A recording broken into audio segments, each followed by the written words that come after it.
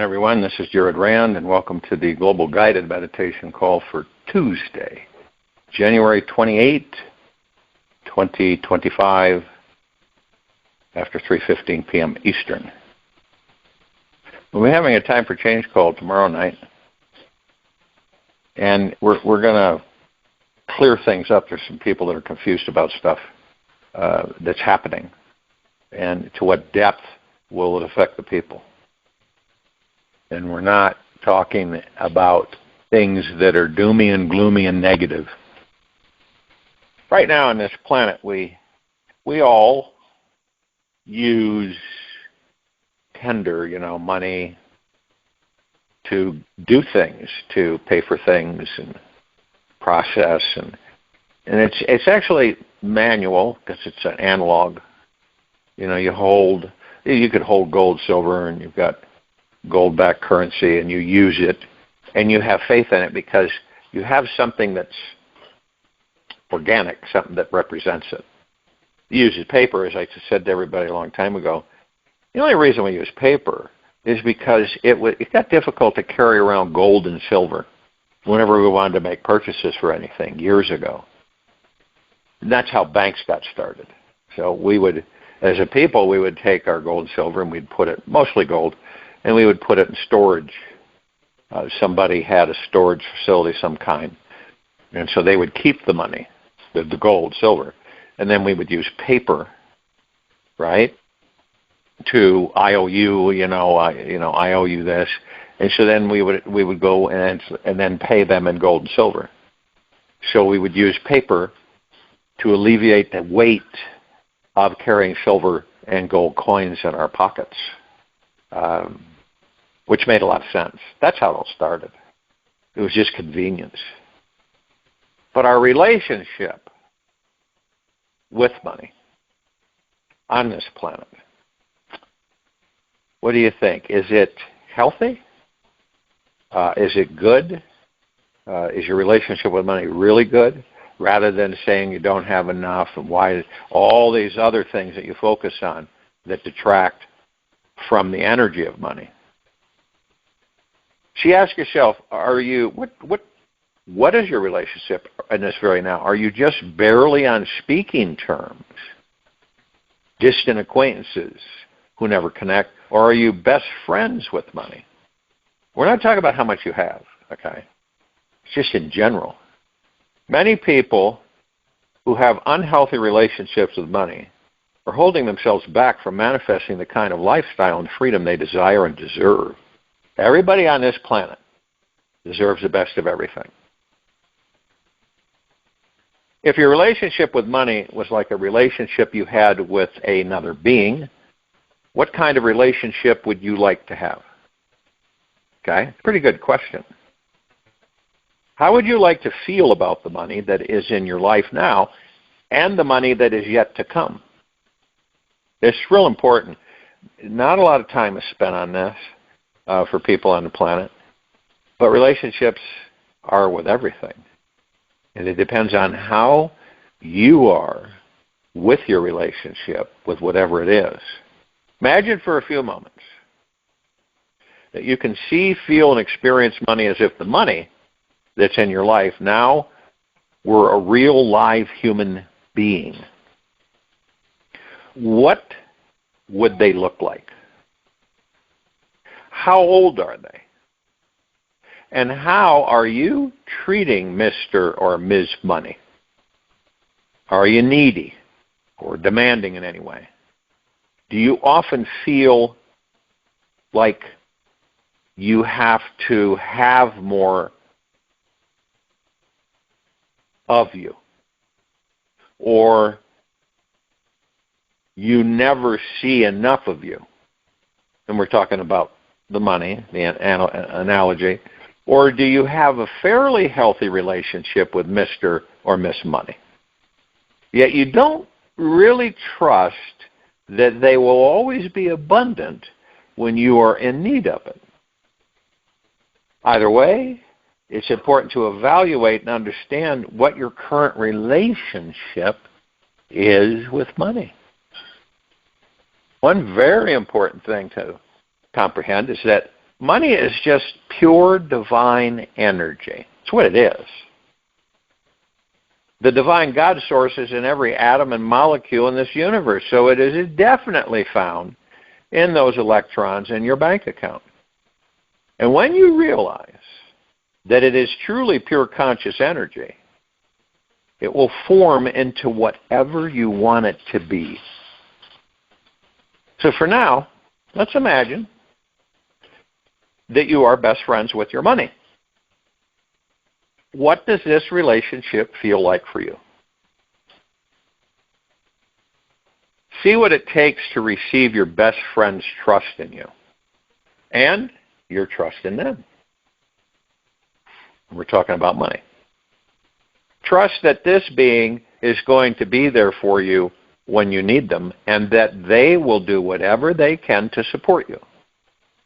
When money is your best friend, you know that you can relax deeply inside and know it will always be there for you.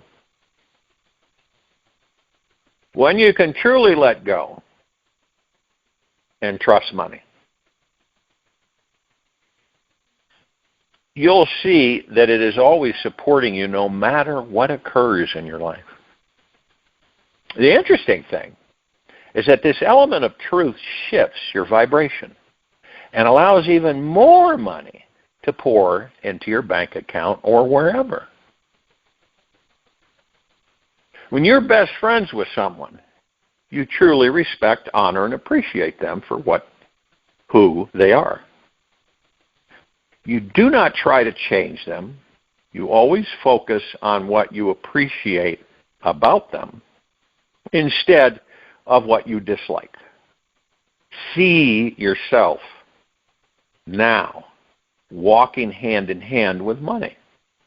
Money is at your side, supporting you and providing for you so that you can experience the joys and growing opportunities of this life. Just like a best friend. Notice how good it feels to have money as a true friend. Now, to some, this is probably strange, okay? Because many people look at money as just money, it doesn't have any magical properties. But it's all God source, okay? And somebody says, well, what happens, then why is it that so many people don't have it? It's because of the relationship that they have developed with it. It's as simple as that. Many people think money, you've heard this one, you've heard it, we all have. Money is the root of all evil. Now, take that, realize that belief, and what do you think that would do with your best friend? You would negate it. You would stop it, whether you're consciously aware or not, and mostly aren't, and the ones that are wouldn't, so you negate it, you stop it. And more of less shows up. And for most people, it's very difficult to comprehend that because look at how we've existed for how many millennia about money. And we're focused in the wrong direction. Okay? And, well, how come all the bad people have the money? Right? Well, because they steal it in most cases. And it doesn't really go anywhere. It doesn't help anybody. That's ending. And this is why we're talking about this now, because many things are going to end that we grew up with. And it's going to be a whole different life experience. And of course, there will be those that will hang on. Even though it's caustic, they'll hang on to things because of their fear of new coming in, of which they really have never experienced. So we have a tendency to go into focusing on what we don't want. That's why you've heard me say so many times, everybody on this planet should be a billionaire. Every man, woman, child. What would that do, right? What would that do for the civilization? Well, because And also remember that your ego mind is slowly but surely moving into peace. So all these connect. They all plug in together. Every one of my meditations for the last several years are all connected. See? They're all one. They're different facets, different avenues, different subjects, but they're all one. And that's why the way I do it this way, where you relax and you get a comfortable position, you have no outside interference, you relax into the body, you're still as a statue, you focus on the breath rising and falling. That's your total focus. Some people focus on the space between heartbeats. It's their choice. And that's it. And when people pray, actually, they're praying to the God that they are within the body. Praying's great. But most people, they pray to something or some being outside of themselves. It's like when you've seen it in movies and religions, and we've been taught that heaven is up there. Heaven is a place, right, that you go to after you leave the body. It's a wonderful place, but you have to go there. You have to, the pearly gates, the gates of heaven, whatever. But in actuality, you are the heaven. That's a whole different comprehension for this civilization. It's just like money. Does it make any sense to any of us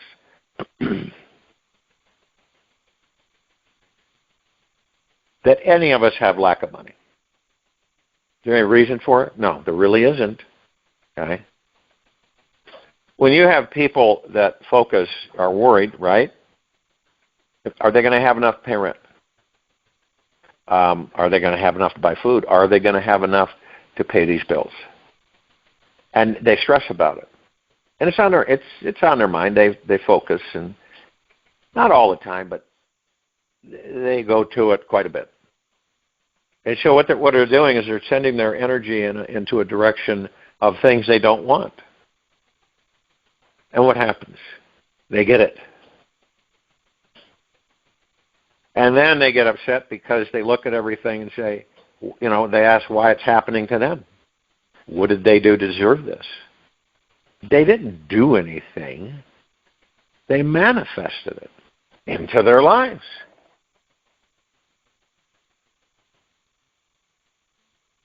Now, we know that it's pretty much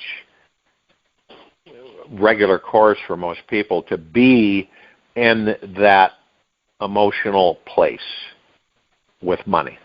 Some people fear it. Some people fear it. Some people fear having too much. Others fear having too little. Then there's those that are so insecure they never have enough. Doesn't matter how much. 20 billion, trillion, centillion, it goes on and on. But it's never enough because they're so insecure. They're so mastered by the ego minds. So it's a pretty good training ground for us as we view and not judge the different parts of ourselves and how those parts operate in different bodies.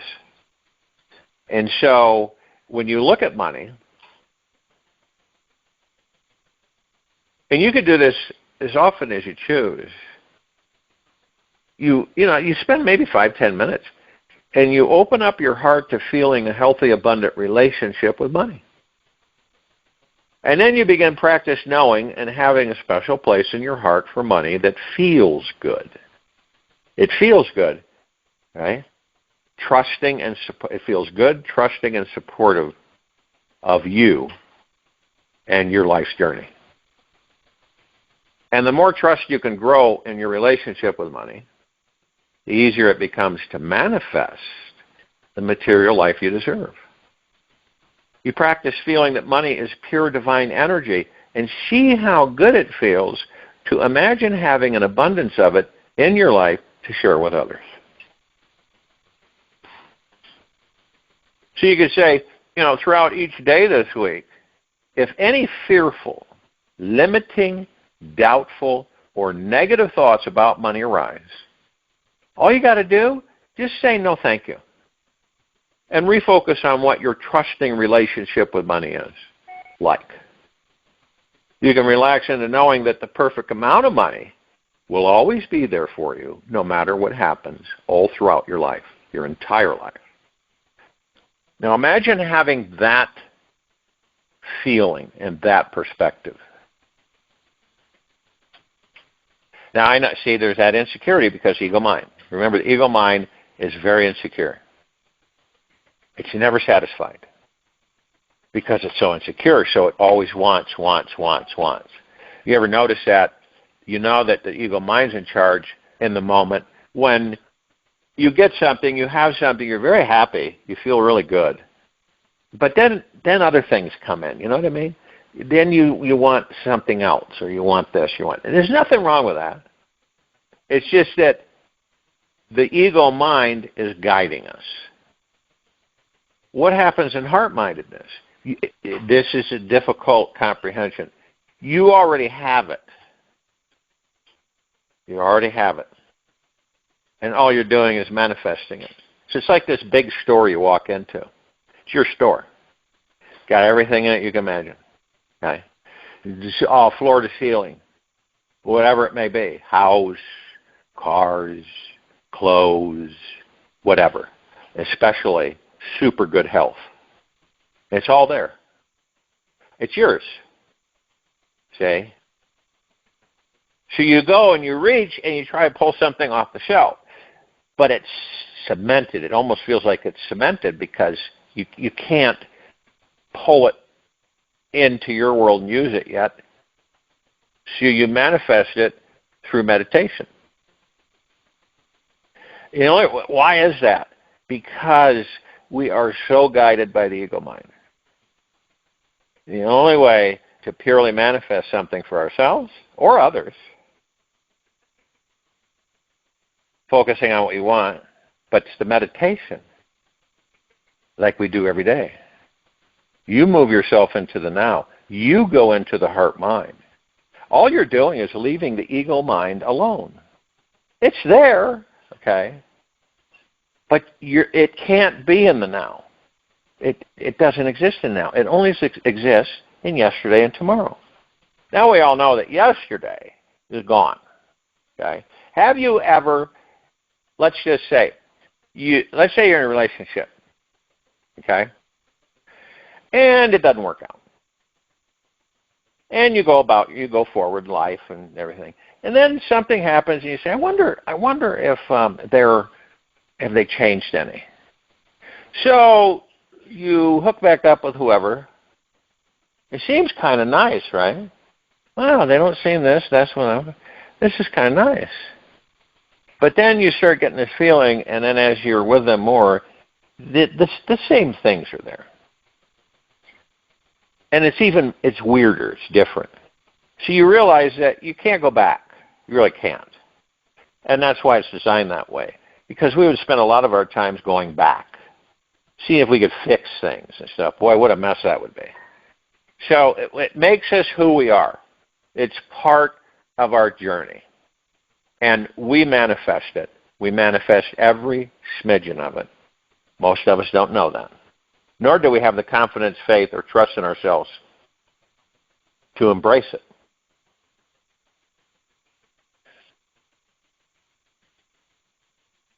And it's like throughout each day, if any fearful, limiting, doubtful, or negative thoughts about money arise, and I do this all the time, you just say, no thank you, and refocus on what your trusting relationship with money is like, and you relax into the knowing that the perfect amount of money will always be there for you no matter what happens all throughout your entire life. Okay? Now, here's the ego mind, for example. Ego mind comes in and says, what are you going to do? There doesn't seem to be any place for you to have money come in. What are you going to do? How are you going to pay all this? That's ego mind. Heart mind, that doesn't exist. That doubt, right? That fear, it's not there. You know in your heart mind that it will always be there. And it takes practice to move us out. You just say no thank you. Say no thank you to limiting beliefs. That's all you do. And ego mind comes in, you say no thank you. You're not belligerent, you're not revengeful, you're not angry. You just dismiss it. Right?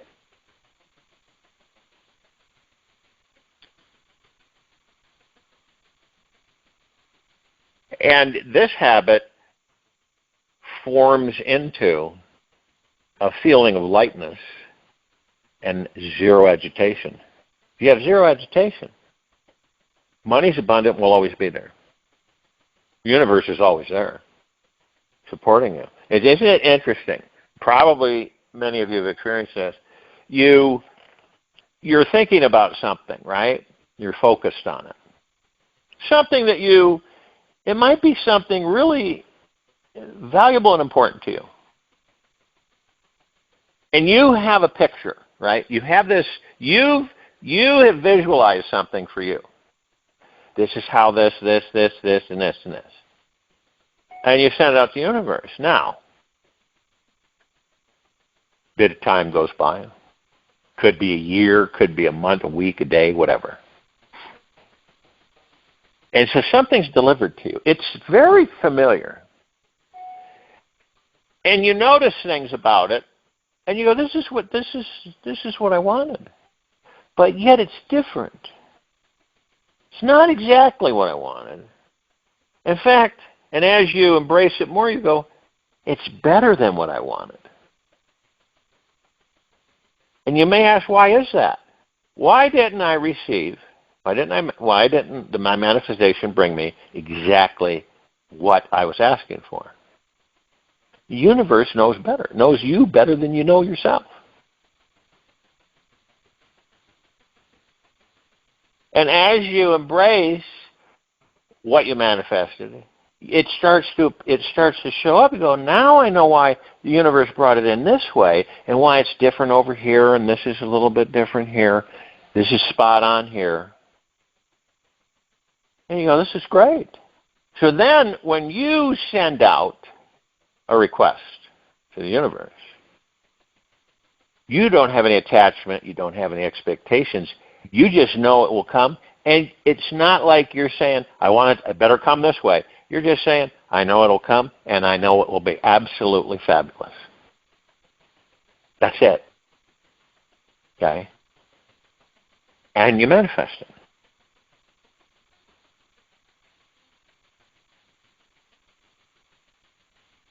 Because as this planet is shifting into a high light frequency, which many people are feeling, not everybody, they probably don't comprehend what's going on, but they will.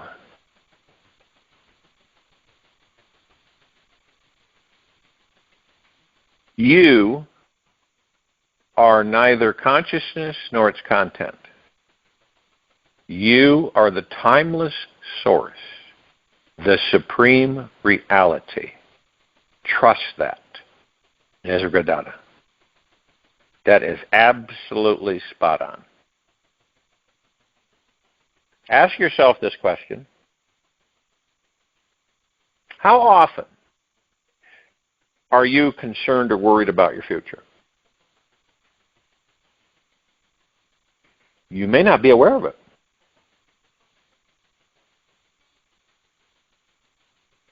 What is the biggest energy drain for any of us? I'd say one of the biggest.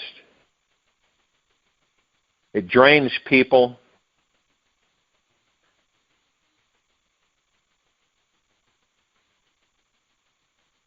and stops them from manifesting the life of their dreams. What is it? We all do it. None of us are exempt from it. It's worry. And all the other things attached to it. It's not like TV. And that worried mindset pulls us into and entertains us for hours, days, years, even lifetimes. Now, if you once you write this down, remind yourself of it.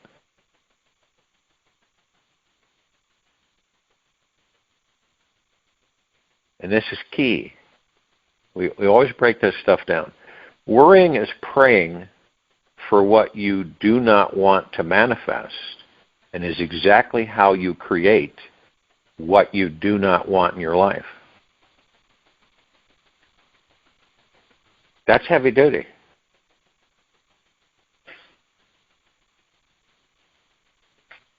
When you are always putting energy into what you don't want to happen, how much energy is left to meditate on and feel what you do want? Now, when we spend our time hoping and wishing that we do not experience something, the universe just hears that as something you really need to experience.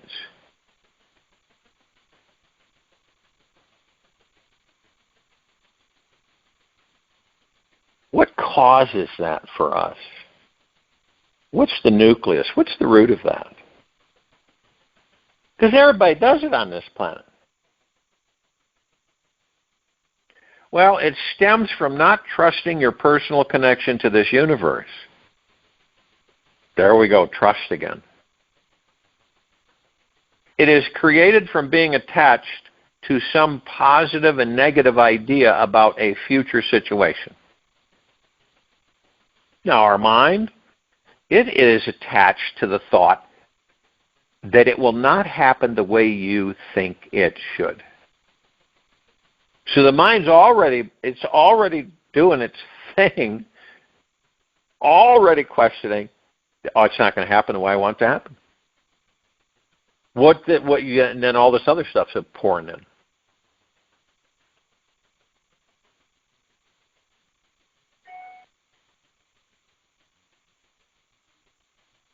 It is living in a what-if state of mind that is visualizing what you do not want to experience instead of what you do. When you have this worry, you have stopped appreciating, trusting, and are focusing on fear. Not a good thing for any of us. What might or might not occur is ultimately up to this universe in the end. And our main job, all of us on this planet, is to raise our vibration so that we do our little part in making this planet a more enjoyable place, hence God, planet, paradise. And inadvertently attracting the highest possible people and situations into our lives.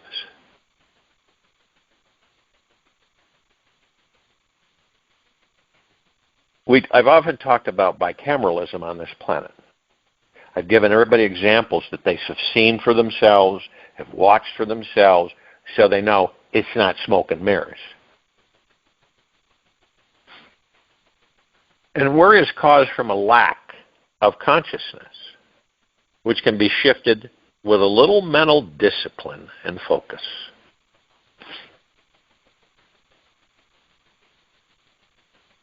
See, when we do that, the reins on the mind are too tight on fear and too loose on love. So it's like, that Tasmanian Devil cartoon? Picture that. Picture that as your mind. Running wild. And that's when worry is present and you end up getting pulled down roads you never wanted to go down. You ever done that? We all have. I don't think any of us are exempt from it. We end up finding ourselves going down places that we never really cared to go.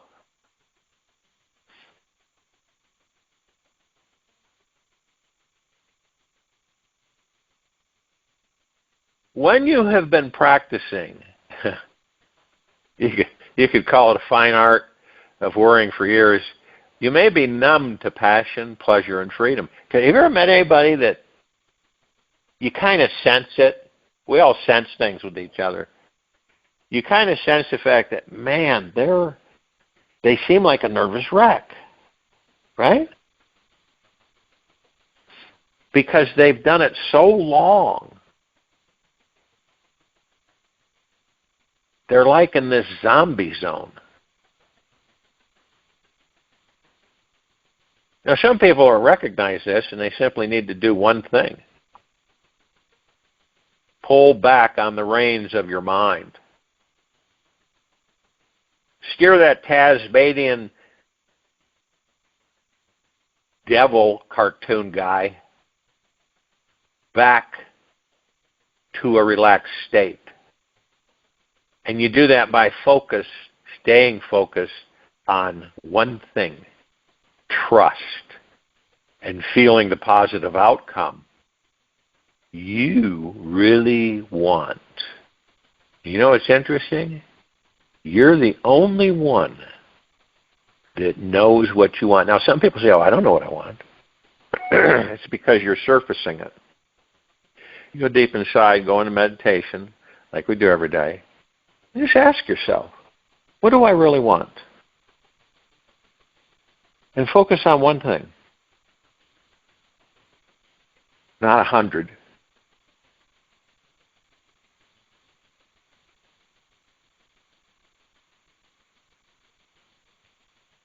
And then what happens is that when you focus your direction on trust, and you begin feeling the positive outcome of what you really want, you will soon find that the mind is much happier. And its worried approach to living will leave your lives stable.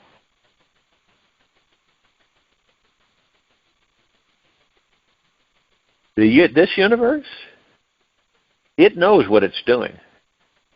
It is divinely intelligent and vastly creative. What if this future, let's say the future was 100% perfect exactly as it showed up, and there was nothing you could do about it. Let's say that you could see the bigger picture of the next 100 years of your life, and know that there was absolutely nothing you needed to change for it to learn what your soul came here to learn. How would it feel if you could surrender to trusting the future all the time? Now, it is up to you to let go and experience trust for yourself and this divine cosmic play called life. I'll join you in meditation. I'll return to close us out.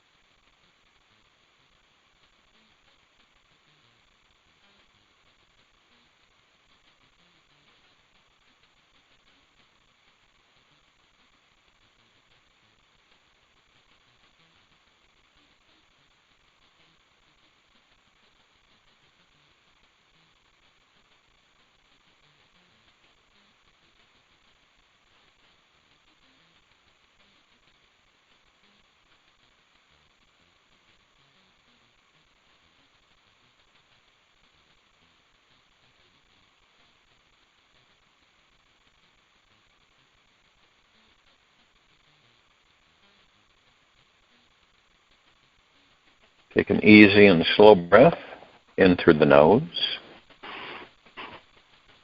and an easy and slow breath out from the mouth.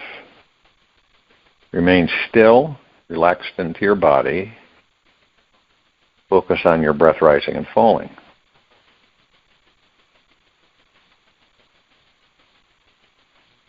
I trust this infinite wisdom of this universe. I know this universe will heal my body and mind. Every breath I take dissolves pain and fills me with peace. I am a radiant being of pure lightness. Healing energy flows easily and effortlessly through me.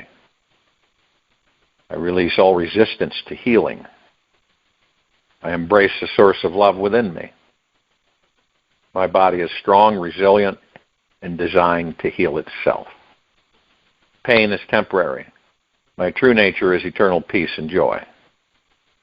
I surrender my burdens to this universe and feel lighter with every moment. The deeper I relax, the more healing energy flows through me. I choose to focus on love, light, and the infinite potential within me. Healing doesn't mean the damage never existed. It means the damage no longer controls our lives. Akshay Dubey. Take this with you for the rest of the day, into the evening and night and the following morning. We will return here Wednesday, January 29, 2025, after 3:15 p.m. Eastern, to continue our global guided meditation call, and after 9:15 p.m. Eastern to continue our time for change call. Be gentle, kind, generous, and humble with yourself at all times. Be in the highest of the highest high, deepest of the deepest deepest, purest of the purest purest, eternal gratitude at all times. Open your heart and allow the magic to flow in.